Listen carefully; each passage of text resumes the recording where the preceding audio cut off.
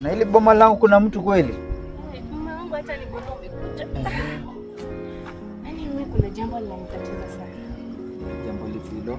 Hivi mume wangu, haya maisha yetu yataendelea hivi mpaka lini?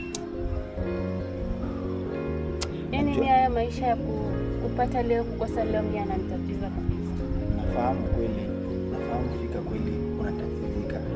Na kwa kweli najua maisha jinsi tulivyoamka leo, kesho tukiamka tutaamka tu jinsi tulivyoamka leo. Mambo yatabadilika. Sasa mume wangu tutaendelea hivi mpaka lini? Mimi nishachoka.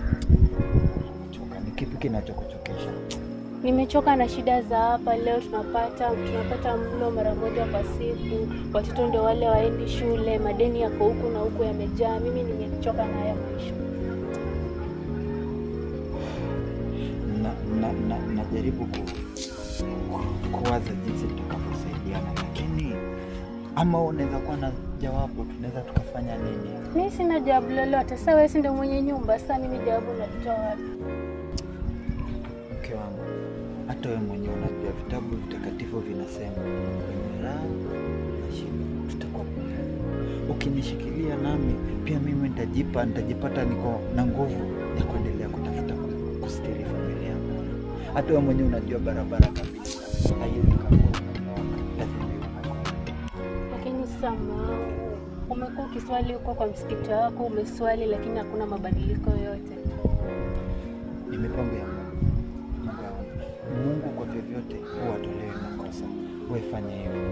Kuna kipigo ninachojaribu kupiga. Iwapo Mwenyezi Mungu atanirehemesha na nijalie, kuna kazi nitatafuta. Lakini mume wangu umekuwa ukisema hivi tokea mwanzo, hakuna mabadiliko yoyote. Hebu angalia wenzangu huko nje, wanawake wenzangu jinsi wanavyofurahia maisha yao. Shida ni moja. Ukianza kujilinganisha na watu wengine, utajipata ukitenda dhambi. Wewe huwezi jua ni kipi kinachofanya wao maisha yao yawe safi. Lakini mume wangu, mimi sijilinganishi na mtu yoyote. Ni haya maisha tu ambayo sikutarajia. Subiri. Wakati wetu utafika. Unajua nini? Unajua nini mke wangu? Kitu moja cha nikwambia. Unaona hata sasa hivi jua linang'aa kwa sababu ni wakati wa jua. Tafadhali.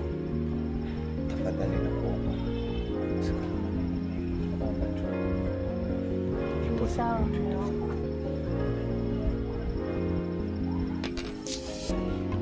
Ipo siku. Na nitafurahia jinsi wanao